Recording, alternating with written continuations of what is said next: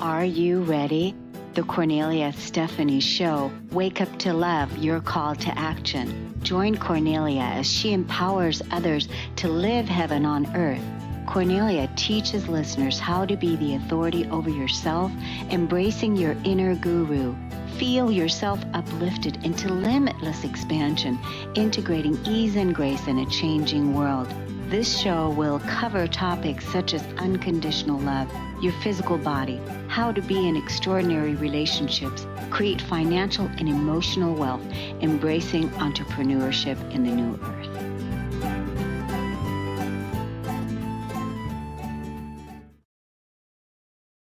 Hi, everyone.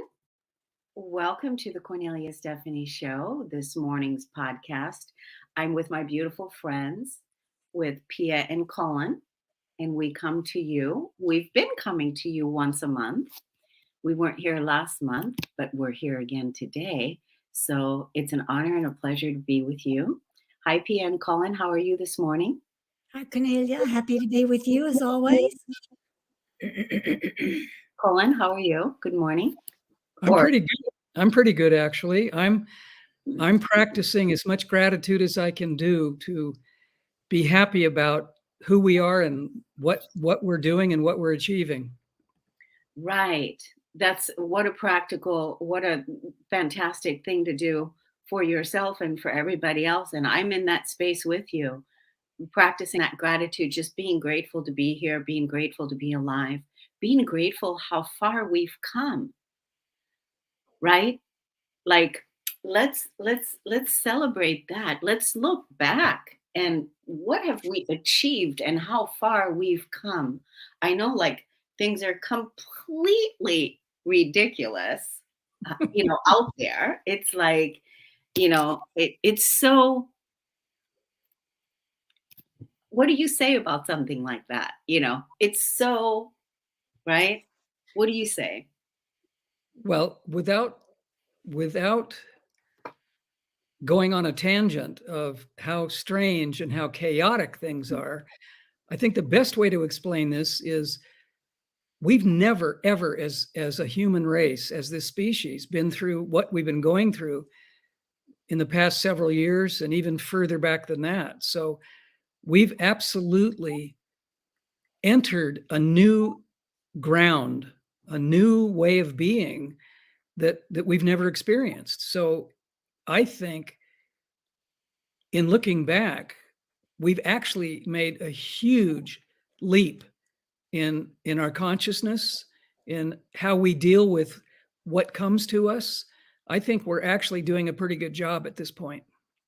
And I want to say that I am so grateful that we now have the wisdom, all of us, not Cullen and me and you and just people listening now, but everyone now has the ability to look more deeply at whatever is happening and know what's causing it, where it's coming from, and how to make more responsible choices, which hasn't been what humanity's been doing forever. We've been making unconscious choices as a species. And now we have the opportunity to look more clearly and deeply at what's going on and how A leads to B and make choices that are more conscious so we can create a better world. I'm grateful for that. Yeah. Again, it's, knowing now that we have the tools, that we have the wisdom, that we can change our perception. Mm-hmm. We can change the way we perceive things, and we can make our present moments lighter and better by the choices that we make. Mm-hmm. Right? Absolutely. And this is something that our Pleiadian friends told us years and years ago.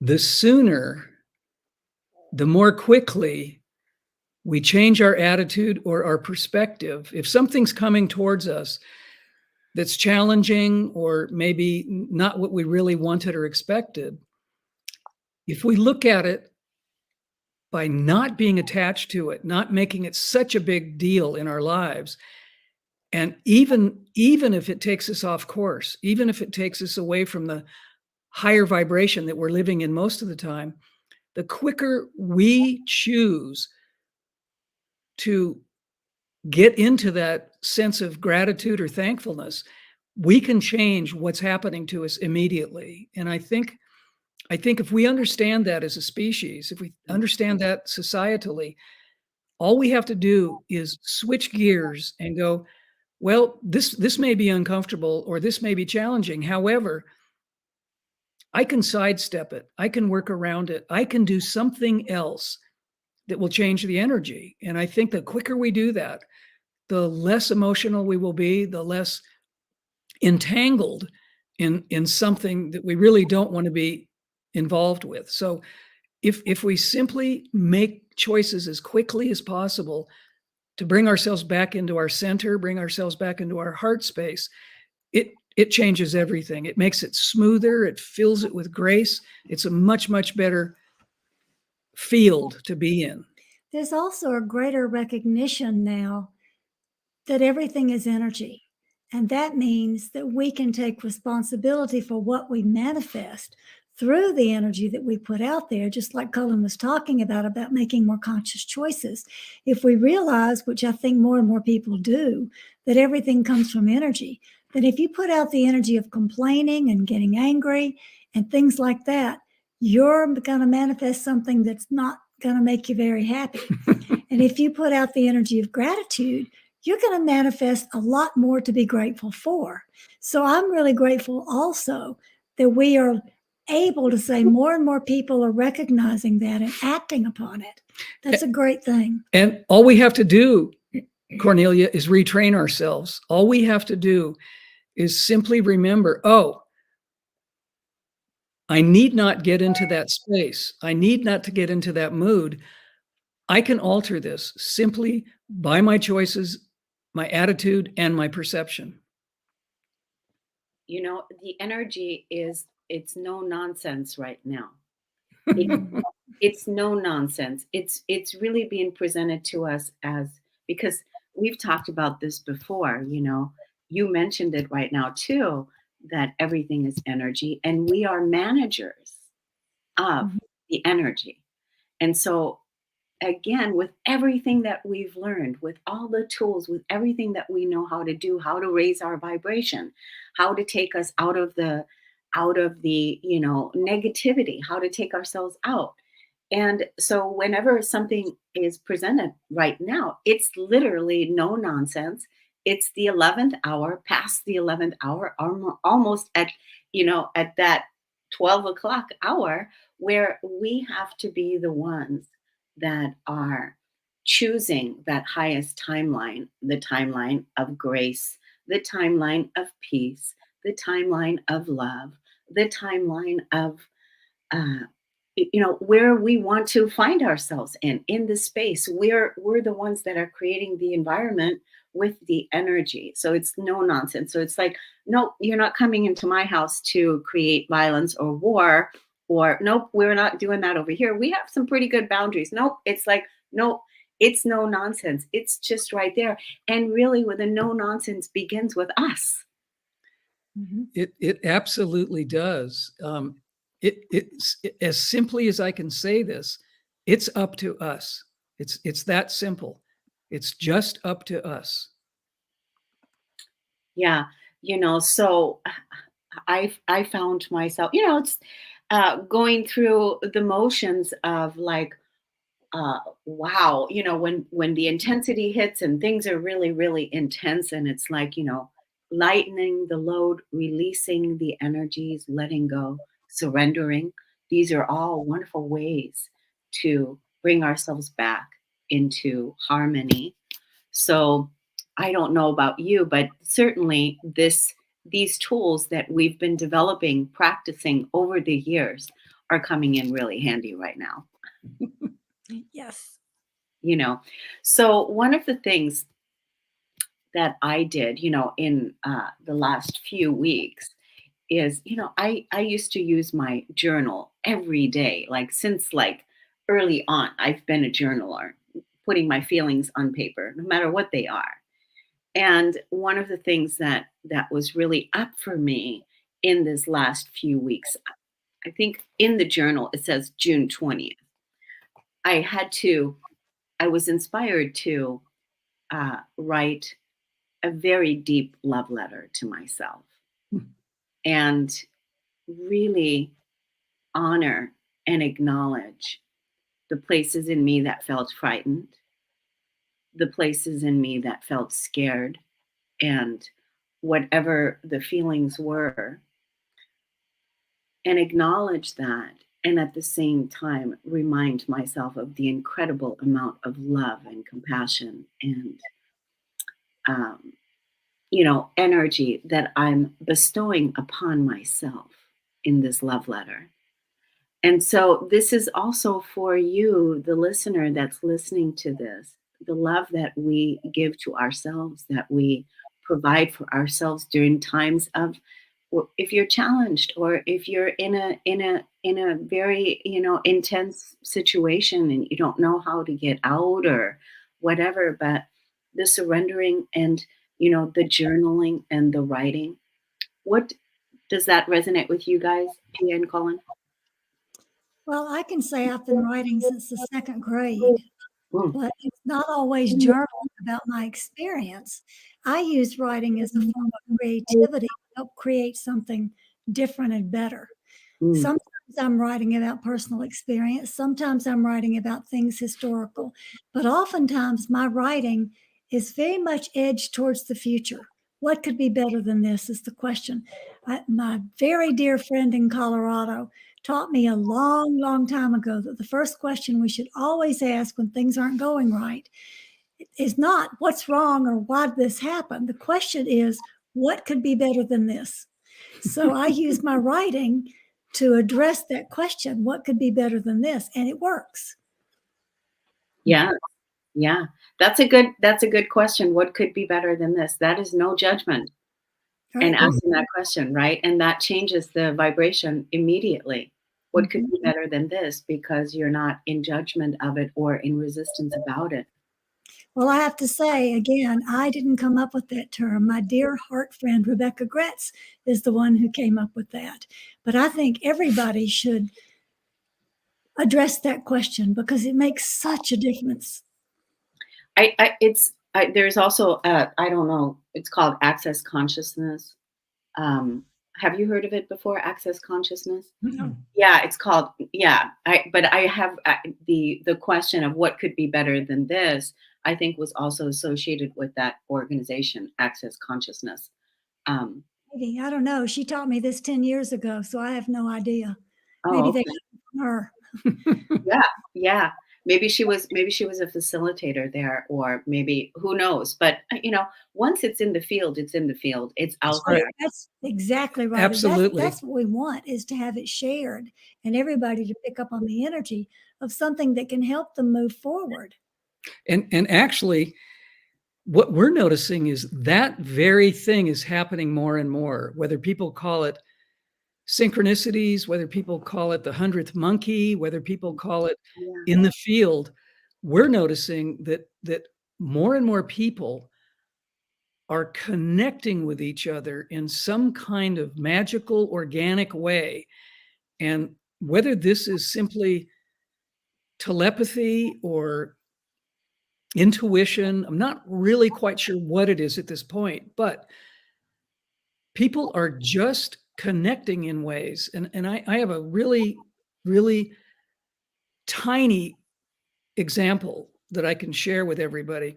P and I were in a furniture store a couple of days ago, and we were talking to the person who greeted us and wanted to help us find what we were looking for.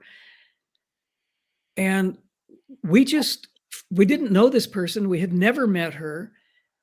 And she just began speaking about things that are close to our hearts, that things that we talk about, things that are important to us. She opened up, and I'm getting goosebumps telling this story. She began talking about things that P and I talk about every day, all day long. We don't always talk about things like this with everybody we meet, but she initiated this connection. And it was deep. And the more we spent time with her, we were waiting for some friends to show up to help us make some decisions about some furniture items that we wanted to look at. and they were kind of late. And so we ended up talking to this young woman for 15, 20 minutes, half an hour. And as Pia just said, the conversation got deeper and deeper, and the synchronicities and the commonality, the kindred spirit just woke itself up. And by the end of being there for an hour or an hour and a half, we felt like we knew her deeply and she knew us deeply. And we're finding this happening over and over again. And so something is up. I don't know if it's in the airwaves. I don't know what is taking place, but people are connecting in much deeper, much more immediate ways than we've ever experienced before. And I think it has to do with being able to read each other's energy more clearly. Cullen and I have always been empaths and been able to read other people's energy. But I think more and more people just in the general world now are beginning to read energy.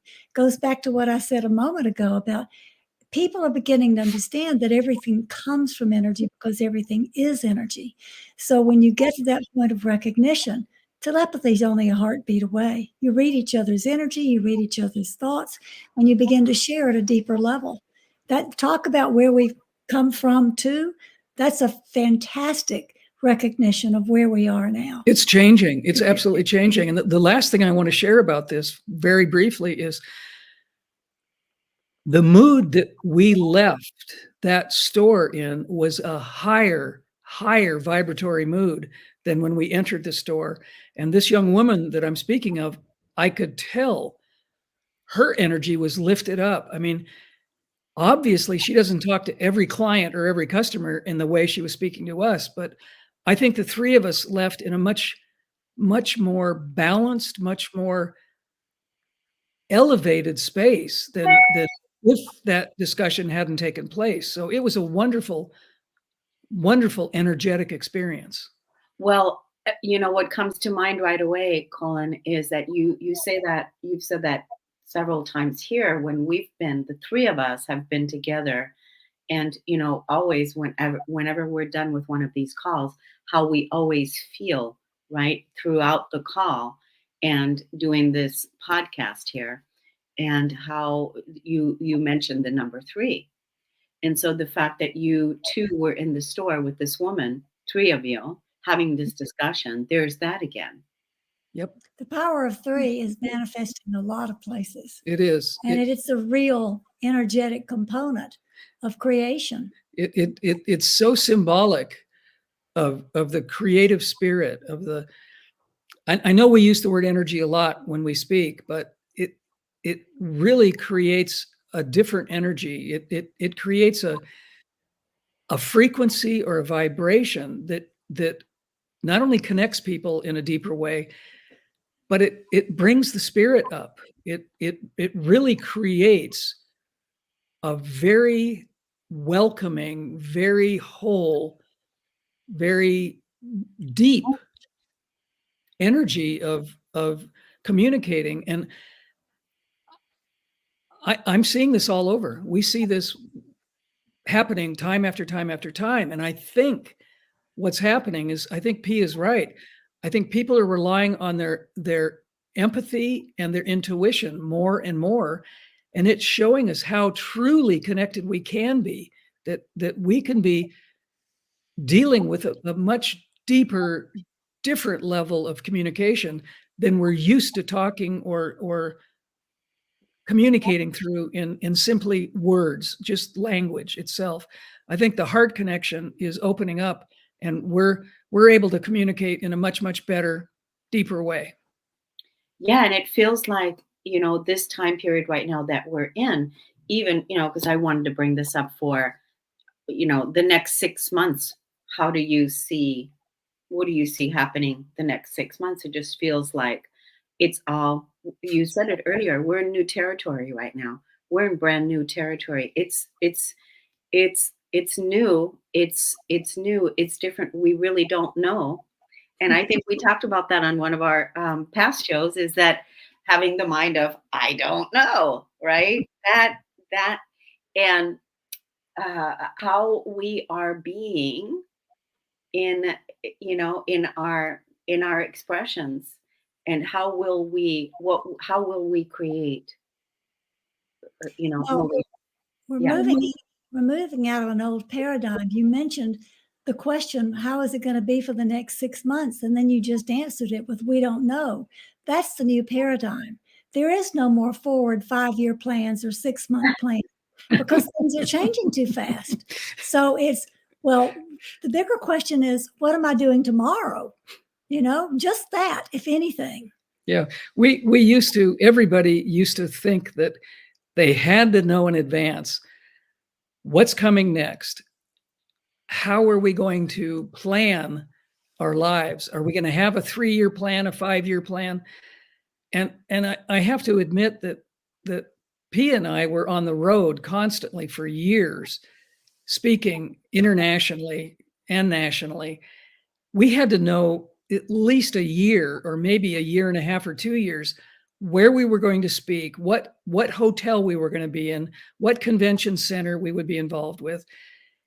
And I would say 3 or 4 years ago, it became nearly impossible for us to plan like that any longer because things changed. Everything changed. Everything changed. People stopped wanting to realize that they thought they were going to do something specific particularly, and they realized that new things came up, new ideas, new friendships, and telling themselves, well, I'm going to be at this convention center in 2 years, or I'm going to be doing this. It sort of just blew away. We have a very dear Swedish friend who explained to us that during this time period, because we were sharing with her like we're talking with you and your listeners, she said that the Swedish people decided when somebody asks if you want to do something, there's now 3 answers: yes, no, and yes, I'll do it if something better doesn't come along. And we just laughed and laughed. And she said they're using that in Sweden all the time. Yeah. So fun. Yeah.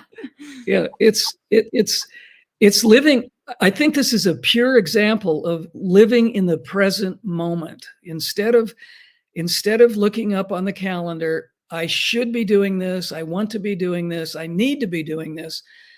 I think we've actually moved into a space where possibly that's not possible any longer. We may not be able to do that because go ahead, Pia. I was just going to say, and isn't that great?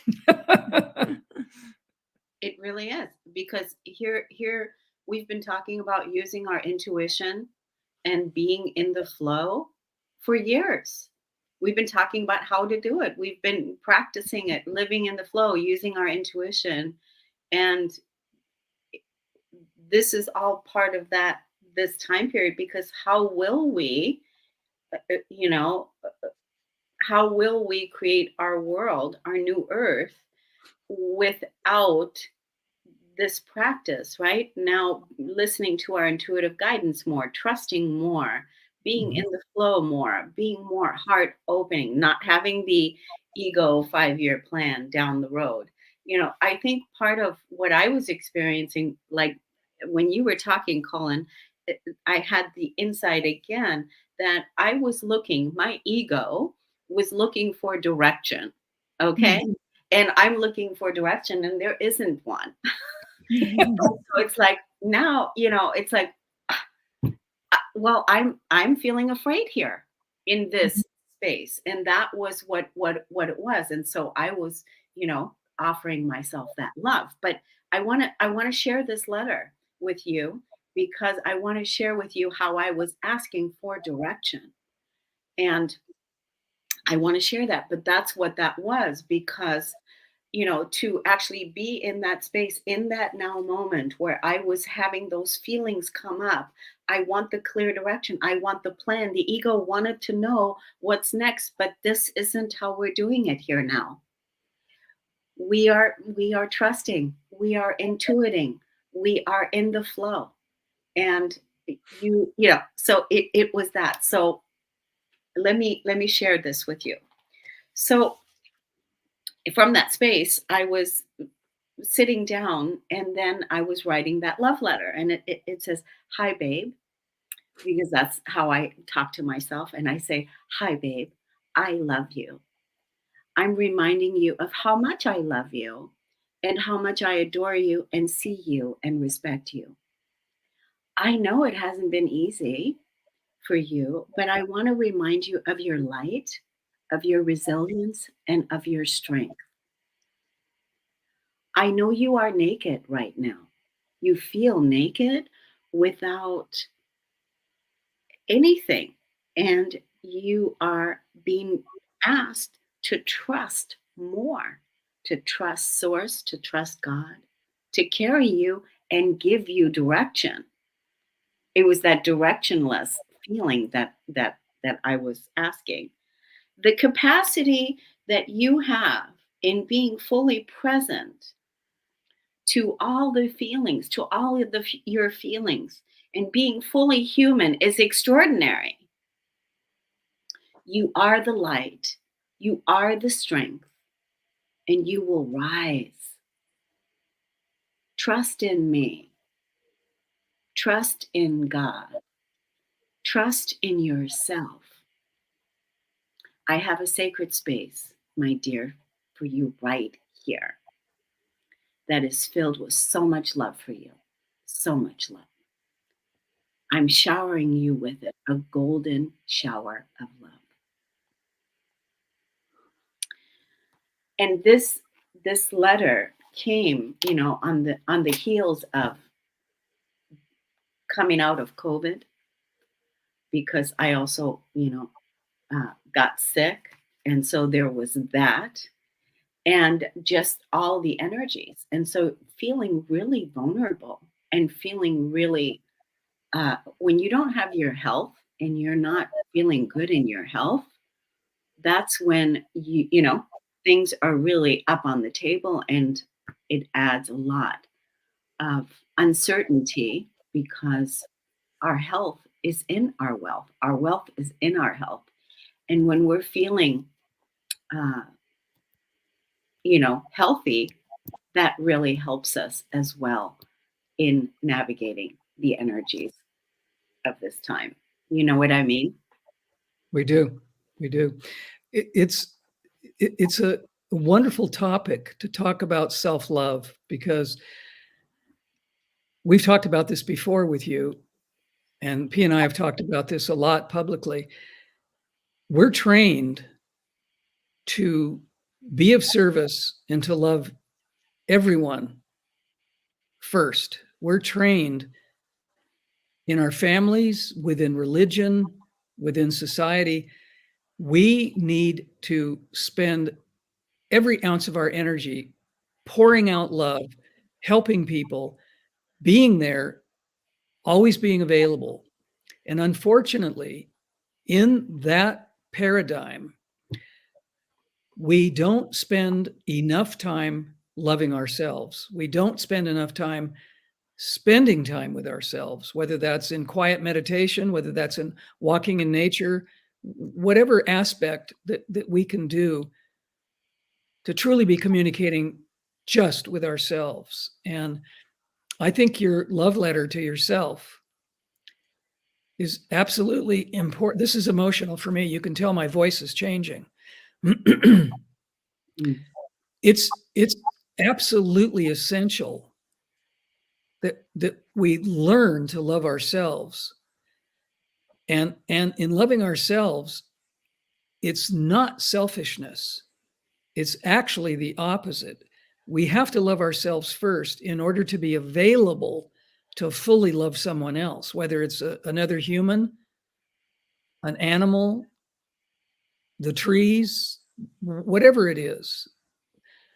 We truly have to come from a space of self-love, because if we're not supporting ourselves, if we're not loving ourselves, how can we possibly do a job that needs to be done in service to others if we're not whole in ourselves first?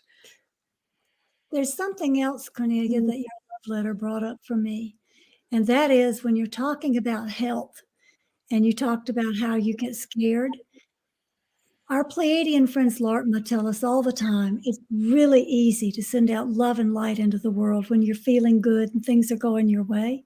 But the real test is to be able to send out love and light when you don't feel good, when things aren't going your way.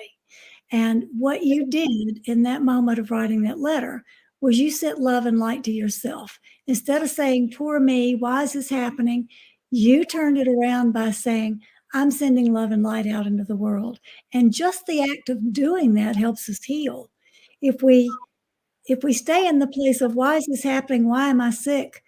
All we're doing is joining the negative energy. And if instead we say, I'm just going to love myself. I'm going to give myself the rest that I need. Whatever is out of balance, I trust it's for a reason.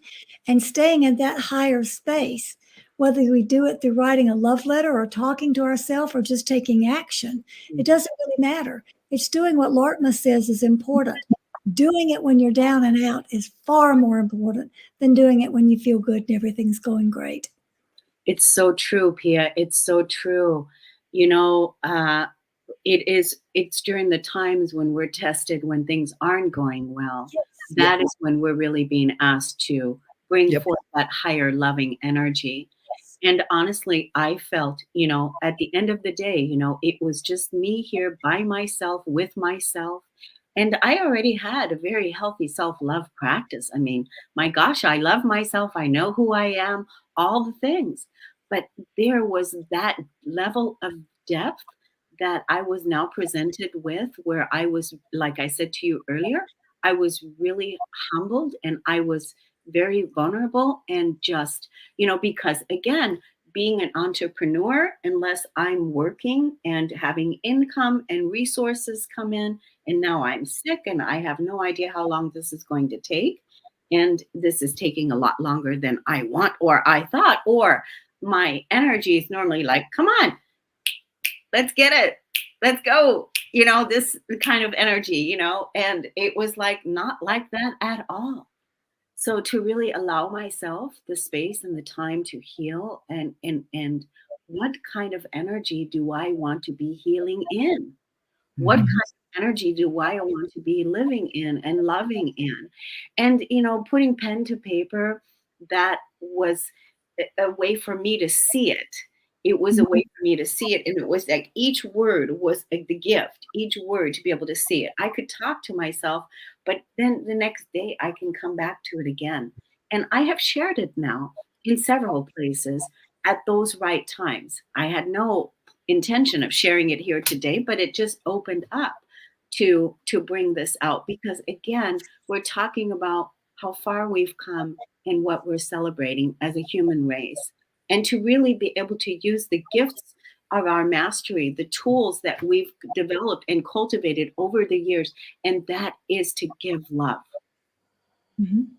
And that is to give love to ourselves because that was, you know, was the call, is the call at hand because we've been left out of the equation because we were trained and conditioned to love thy neighbor first before you do anything else.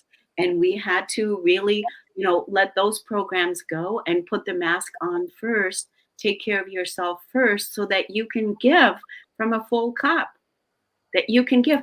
And then when you're talking about the 100 monkey, then that energy is rippling out and serving humanity in so many greater ways than we even know. Absolutely. Absolutely. There's something I want to say about pen and paper. There's a magic relationship between using the mind, using our eyes, and using our hands by writing in longhand or printing. It doesn't matter how it comes out of the pen point. But there's a magic that happens that's different than typing on a typewriter or typing on a computer keyboard. Absolutely. Something happens that's magical between those three elements: the mind, the eyes, and the hands. And it's amazing. I know because I write. Or the ink, the paper, and the person. It Power of three, any way you look at I it. hadn't thought about that, Pia. Absolutely.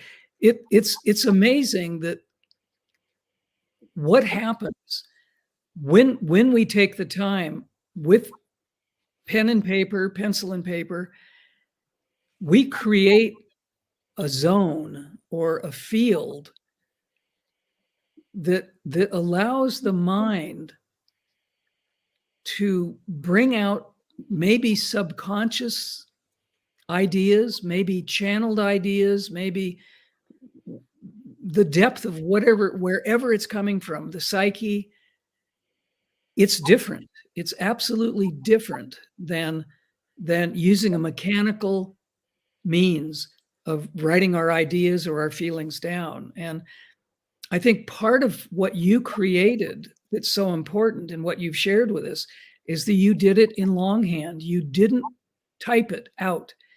It's a completely different process. And the meaningfulness of the words that come out of us by writing it is a totally different experience. I have to absolutely say that's exactly right. When I was writing my first novel, Mhm. Cullen and I would be driving somewhere, going out to dinner, whatever. I had pen and paper in my hand and I'd go, oh, don't talk to me, have a thought. I'd be writing. I wrote that entire novel that way. It was on scraps of paper, napkins at restaurants. It didn't matter. But I wrote the entire novel like that. And then last year, I spent the year putting together. As a psychologist, I had a lot of people tell me deep truths, pain, stories that touched my heart. And I took the stories that touched my heart, plus my own experience and things that I knew or was learning about the world, and I converted them into stories so that other people could have what you did just now by reading a love letter. Have an experience of reading a story that's cathartic for them to help them get past places of being frozen in fear, to help them get past fear of all kinds of things. That entire book was about moving forward, getting out of being stuck. Exit Plan for me was a wonderful gift that I could give to others to help them see how to move forward. Yeah, that's so beautiful. It reminds me of the songwriter that writes, on little pieces of napkins, the lyrics of the songs, right? And Yep. as you were talking, Pia, I was thinking that if I, had to leave here in a hurry, like if I had to leave, what would I take? I can tell you I would take this.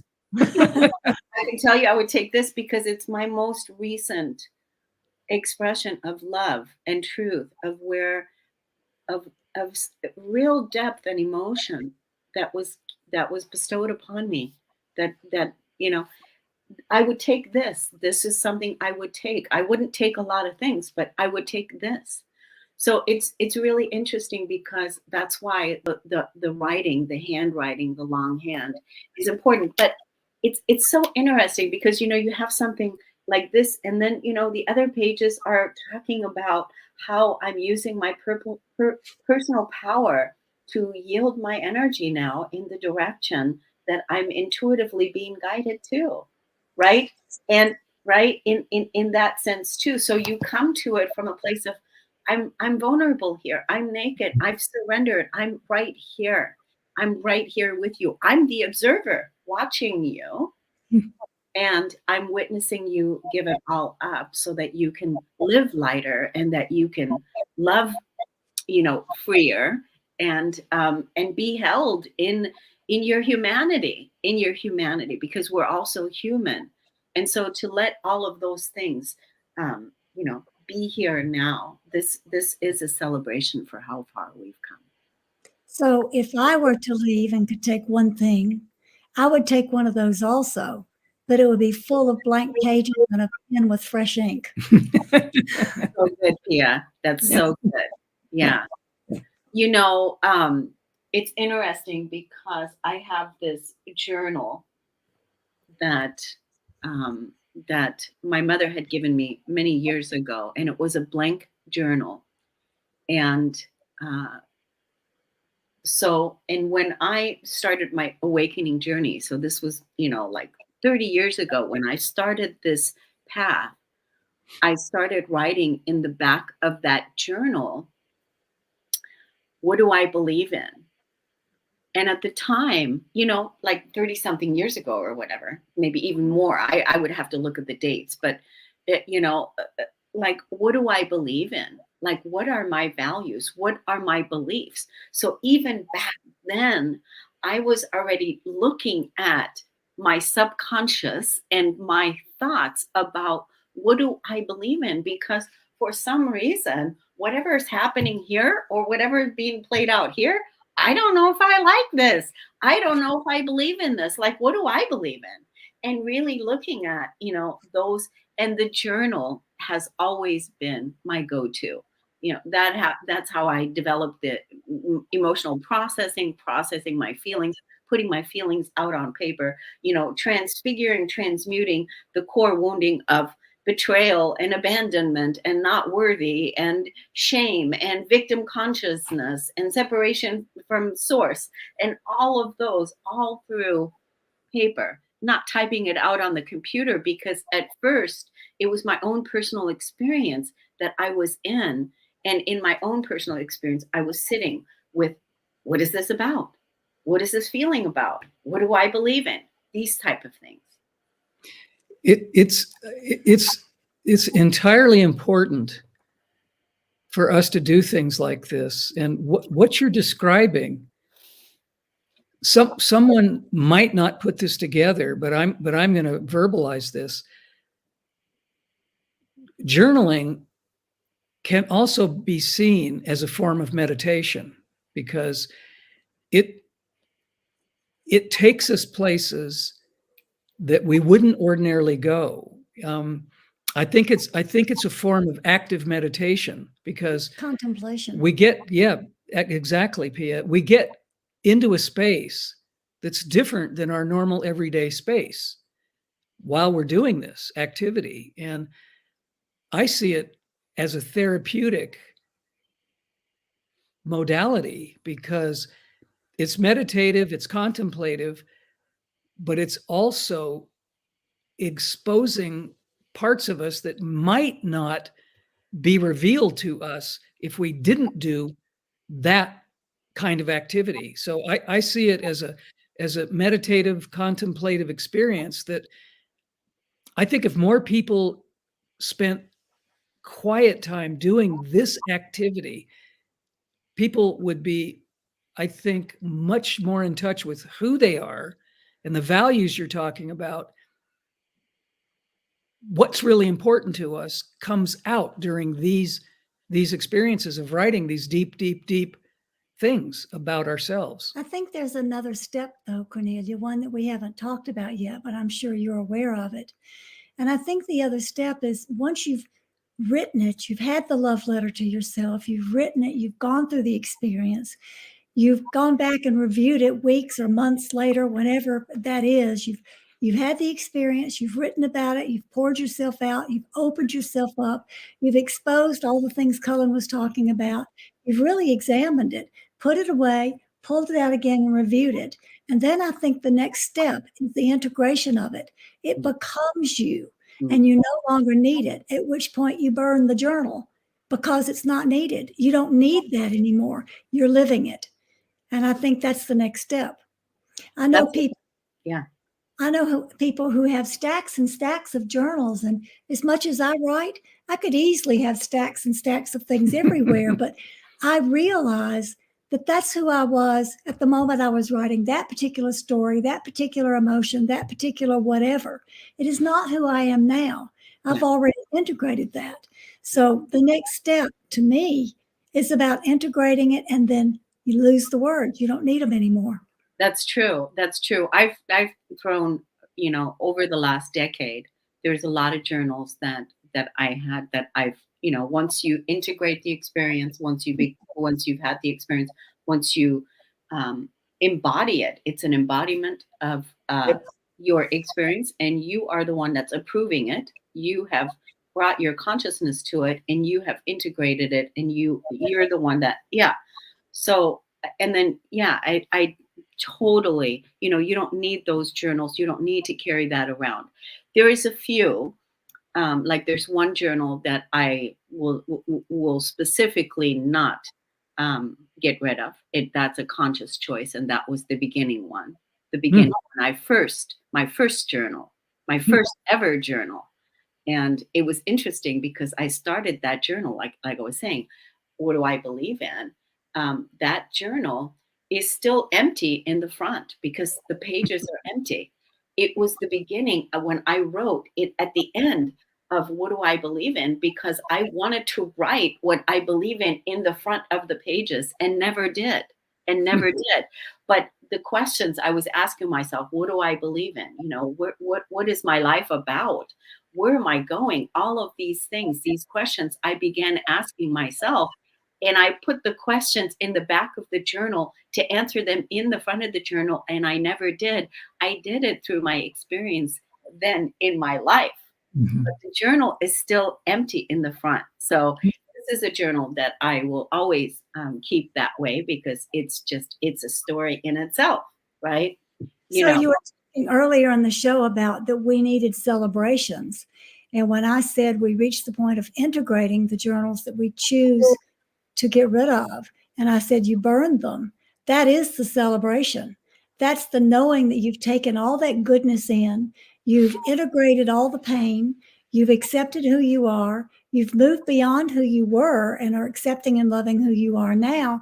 And the burning of the journals is actually a celebration. It's a ceremony. it is. Yeah. It is, because you use the words, Cornelia, transmuting and transformational. And in the exercise we're talking about, we do change, we do develop, we do evolve. And I think what Pia is talking about is a pretty amazing understanding that once we've gone through that process, Yeah. we've changed ourselves. We have absolutely stepped into. I coined a term years and years ago, and I'm not sure people liked it or understood it, but I've used it in my writing forever. And it's very simple: our future selves. And we're constantly moving into our future selves. And because I've written about it, I really feel like it's a transformative step. We do things to grow, we do things to transform ourselves. And what that does is that takes us in each step to our future self over and over again. And I think by doing that, it's sort of an explanatory way of thinking about how we're evolving, how we're changing, how we're growing in ways that we may never have even thought about, that we would be so different whenever we look at ourselves in the now moment, as we were not like this in times past. The Pleiadians and Lartma's messages that they do on their live calls or other presentations that we've done, they frequently will refer to Cullen's term. Well, we like the term Cullen uses, your future self. And then they will go on to explain exactly what we have come to recognize as the truth. We are not the same person. There's a saying, I don't even remember who said it, but that you can't step in the same river twice. And that applies to us. Mhm. We are 90% water, and our water changes on a day by day basis. Our cells die off, they create new cells.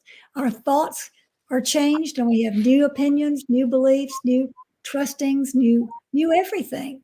So we are not the same river ourselves the next day that we are today. We're constantly moving into our future selves. I That love Colin's term for that. I think it's great. that is who we are becoming. And Mhm. Yes. always like have a welcoming to your future self every day, like as we're becoming new. Welcome, welcome here. You know, here's you're being greeted with love, acceptance, understanding, and wisdom. Come to the table, come and sit down. You're welcome here. Welcome. And that's even brings me back to the conversation in the furniture store with your person that you met, the wonderful person that you met. It is a welcoming of a heart connection with someone that you resonated with and you could have a deep communication with in the middle of the day doing some mundane things, right? Mhm. Exactly, exactly. It's amazing how, if we really look, as you said, back at who we were what we were doing, how we were doing what we were doing, and look at ourselves today. The expansion, the evolution, the difference in viewing what we thought we knew. Because many of us would say, I have figured out the universe. I know how it all works. I have done my work. And I think many of us today say, well, maybe we don't really know anything. Maybe we thought we knew all this stuff. We thought we were masters of figuring it all out. And I think the more we develop, I think the more we grow, the more wise we become. Maybe we know less than we thought we knew, because it's all new every day. It's not the same old stuff. It's not putting some precepts or some ideas together in a building block situation where, oh, as we age, we're going to get wiser and wiser and wiser. It could be the opposite of that. As we age and as we gain more experience, maybe we actually know less, Maybe we become more innocent. And it opens us up. It opens us up to more possibility. It opens us up to a wider range of what else could be true? What else could happen to us? So I think your idea at the beginning of this conversation about celebrating where we've come from and who we are now, I think is a incredible gift to ourselves, because we're constantly going to be different. We're constantly going to grow. And I think maybe at some point we're not even going to recognize ourselves. Yeah. That's amazing. I mean, what do you say about that? I like everything you said, Colin. And the word you used, Pia, becoming innocent. I really resonate with that. I really feel like that's what this is. That's what we are becoming. Well, We're becoming innocent. it puts us beyond the step that we have to go through. If I'm a survivor, look what all I've gone through. It Mhm. takes us beyond that, back to our innocence again, because we have let go of everything that we survived, because we've already integrated it. It's part of our experience now, and it's part of what we learned from. I- So now we approach the stage of innocence because we've had all that. That's so true, because you know what was happening to me in this last week when I was doing my conversations with source, with my higher self, and pouring my heart out of the things I'm tired of, which I will literally go into my closet, into my walk-in closet. I'll turn the light out. This is just one of my things. I'll turn the light out and I'll take a chair and I'll go sit inside that closet, and I just go in there, close the door, and I will just pour my heart out and just say everything I need to say in the darkness, because I love that space. It's just getting it out. So one of the things I was talking about is how tired I feel of this war, and how I said I feel just exhausted from the war. It's like, like feeling like, fighting on this planet, like, right, like it's like we had to be warriors and fight and strength and all the things. And so I said, I'm just exhausted. I'm exhausted from this war. I am battle weary, and I just don't want to go back out there again fighting this war. So it was so wonderful to hear myself say all this out, because where I came to later after listening to myself is that, yeah, you are laying it down. You're laying it down because you're approaching it with an entirely new way of being, and that is of the possible innocence, because we've integrated the judgments, the shadows, the wars. We've exposed it. We've exposed it as more is unfolding. But to put it down and to not feel like you still need to like be on guard in that way and fight the war. You know what I mean? Do you know what I'm saying? Oh, we do. We do. We do. Let me give you a beautiful example of what the war can bring, no matter what the war is. And I'm speaking right now specifically about the war in Russia and Ukraine. the Mm. war between those two countries. I met a very beautiful woman today, beautiful spirit, beautiful heart, who's moved into our neighborhood, has a newborn baby. And I went over and welcomed her and took her some flowers. And she's from Russia. And I asked her, where you're from and how long have you been here? And she said, I'm from Russia and we've only been here for a month. And brand new baby, adjusting to everything. And I looked at her and I said, that must be really hard leaving your country under circumstances like you're going through right now. And she looked right back at me and she said, it's not as hard as it is for the Ukrainians. This is a Russian woman. It's Wow. not as hard for me as it is for the Ukrainians. And guess what she's going to be doing? She's going to be opening a school for Ukrainian children who are displaced, not in her own country, not in Ukraine, and a separate neutral country in Europe. She's opening a school for Ukrainian children. So these wars, when we look beyond what the government is doing, whether it's a war about vaccines or whether it's a war between nations or whether it's a war about money, it doesn't really matter where it is. If we look past the government string pullers, the ones who are controlling the agenda, and look into the heart of the people, that's the perfect way to bring this full circle to look how far we've come.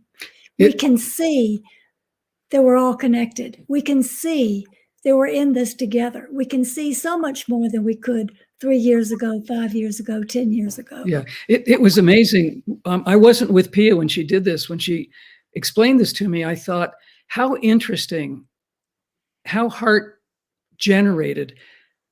A person from Russia who doesn't want to live in Russia anymore because of what's happening because of Russia, who moved here purposefully to start a school to help the Ukrainian refugees' children.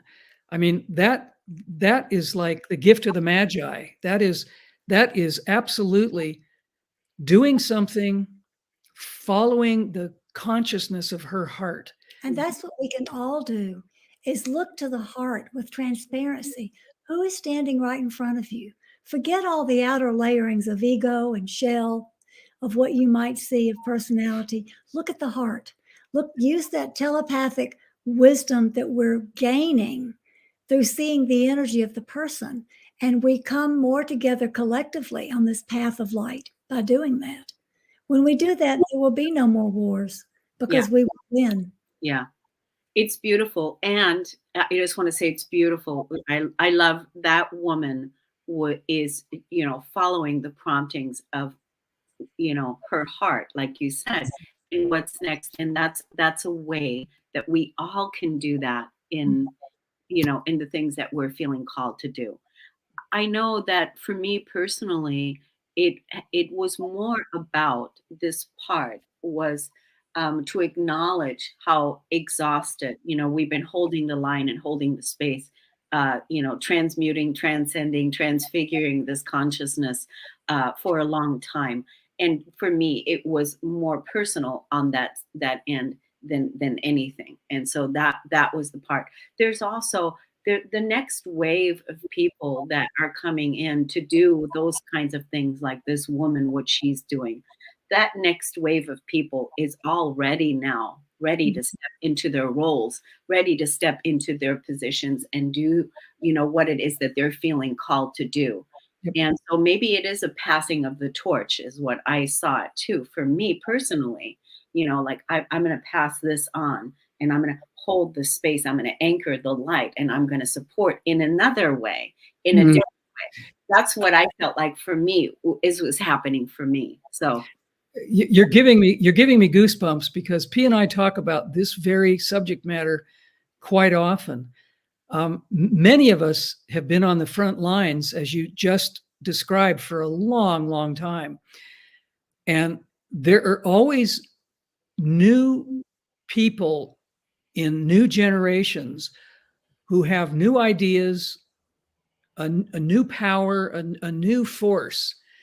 And I think it's absolutely essential that elders hand off the torch to newer groups, to the newer understanding, the newer energy. Cornelia, I think you're absolutely right. I think we've done a lot of work. It's not that we're not going to continue. You said we're still going to anchor, we're still going to support. But I think possibly how the world is changing, how the universe is changing, maybe the work that some of us who have been doing so much for so long, maybe our work is changing. And maybe what we're going to be doing is going to be on a completely different level, a completely different way of helping. You're just giving me the chills all over. So that's a resonance, and that's real. And I think that was also the reason of why I was asking for direction, because my ego was like, what? Like, okay, wow, I have no idea what's next here for me. And okay, and really surrendering and letting go and being okay with, passing on the torch. I haven't said those words, but I really feel like that's what it is, that the elders of, the work that we've done, we've done our mission in the sense of we've transcended it, we've integrated it.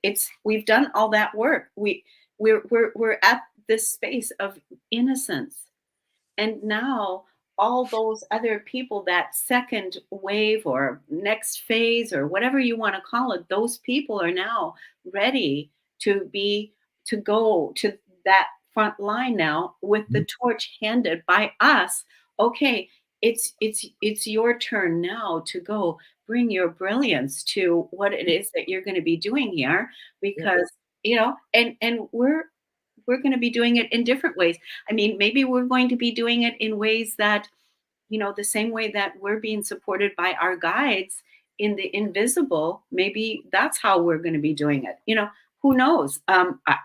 I have no idea. And it's always so nice to know. It's always so nice to sit with, I have no idea. I think, I mean, P and I and others that we communicate with have been saying this for some time. I'm not sure the true work that we came here to do has even begun. That's good. I think we'll end here, and we'll begin with this topic when we come back next time. So that's what we'll do. Let's try to remember that. I'm holding all of us accountable here. No promises on that. No promise. Yep, we're not going to promise anything, but this, I think, is a good time. We've gone a little bit over the hour. I want to be able to load this onto my other podcast, and there I only have 60 minutes, so I want to be able to do that. I want to thank you so much for this very enlightening, enriching, love-filled conversation. Always so pleasant to have you here talking to me about this, and our viewing audience and our people that tune in and listen to us. Pia, I know that you all recently published your wisdom card deck. Let's tell everyone. I don't know that much about it yet, but let's tell everyone where they can get it. Sure. It's the original Pleiadian Wisdom Oracle card deck. And the easiest way to get it is to go to your local bookstore and give them the ISBN number, which you can find on our website, LARKMA, LAARKMAA.com. Or on the website, you'll also find a link to Book Depository. And if you want to order the book online, Book Depository ships all over the world, and they'll get it to you very quickly. Good. And Pia, would you mind giving us the links, sending me an email? I'll put the links in the description below as well. Sure, I'll be glad to do that. Thank you. Great. I want to thank you all. Love you so much. Love you too. Thank you. Okay. Thanks, everyone. We'll see you again next time. Have a wonderful day. Bye. Bye. Bye-bye.